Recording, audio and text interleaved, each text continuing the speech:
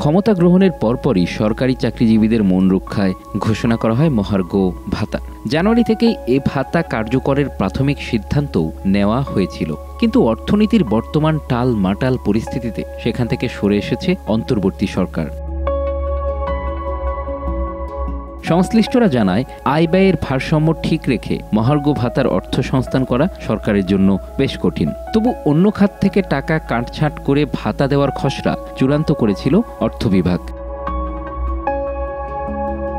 কিন্তু বর্তমান অর্থনৈতিক পরিস্থিতি বিবেচনায় নিয়ে প্রধান উপদেষ্টার কার্যালয় বিষয়টিতে সায় দেয়নি, বরং মহার্ঘ ভাতার নথি ফেরত পাঠিয়েছে। তারা জানিয়ে দিয়েছে, বর্তমান অর্থনৈতিক পরিস্থিতি বিবেচনায় আপাতত এ ভাতা দেওয়া সমীচীন হবে না। পরে পরিস্থিতি স্বাভাবিক হলে বিষয়টি ফের বিবেচনা করা যেতে পারে। সূত্র জানায়, 14.5 লাখ সরকারি চাকরিজীবীকে মূল বেতনের সর্বনিম্ন 10% থেকে সর্বোচ্চ 20% হারে মহার্ঘ ভাতা দেওয়ার খসড়া প্রস্তুত করেছিল অর্থ বিভাগ। তবে ইতিমধ্যে পাওয়া সরকারি চাকরিজীবীর বাড়তি 5% বার্ষিক বৃদ্ধি অর্থাৎ ইনক্রিমেন্ট বাদ দেওয়ারও সুপারিশ করা হয়। অর্থ বিভাগের হিসেবে এটি বাস্তবায়নে 1 বছরের বাড়তি খরচ হবে অন্তত 5,000 কোটি টাকা। অর্থ বিভাগের খসড়া প্রস্তাবে ব্যয় কিছুটা কমাতে 11তম থেকে 20তম গ্রেডের কর্মচারীদের সর্বোচ্চ 20% ভাতা দেওয়ার পরিকল্পনা ছিল। অন্যদিকে প্রথম থেকে 10ম গ্রেডের কর্মচারীদের 10 বা 15% হারে ভাতার বিষয়টি আলোচনায় ছিল।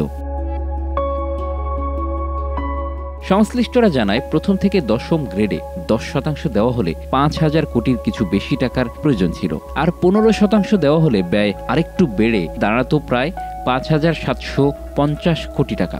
অর্থ বিভাগ এ পরিমাণ টাকার সংস্থান করে সংশোধিত বাজেটে তা অন্তর্ভুক্ত করার প্রস্তাব করে। বাড়তি এই আয় ব্যয়ের হিসাব মেলাতে জনগণের পকেট থেকে বাড়তি 12,000 কোটি টাকার রাজস্ব তুলতে অর্থ বছরের মাঝপথে শত পণ্য ও সেবার উপর মূল্য সংযোজন কর, ভ্যাট এবং সম্পূরক শুল্ক বাড়ায় সরকার।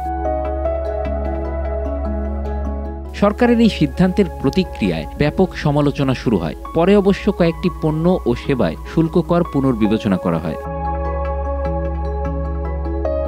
বিশ্লেষকরা বলছেন, বেশ কয়েক বছর ধরেই বৈদেশিক মুদ্রার রিজার্ভ সহ সমষ্টিক অর্থনীতিতে অস্থিতিশীলতা বিরাজ করছে। এর মধ্যে গত জুলাই আগস্টে রাজনৈতিক পালাবদলের কারণে সরকারের রাজস্ব আহরণ ব্যাপক কমেছে। চলতি 2024-25 অর্থ বছরের প্রথম 6 মাসে লক্ষ্যমাত্রার চেয়ে প্রায় 58,000 কোটি টাকার কম রাজস্ব আদায় হয়েছে। এ পটভূমিতে সবকিছু বিবেচনায় নিয়ে মহার্ঘ ভাতা থেকে কিছুটা পিছিয়েছে সরকার। Bangla affairs news desk.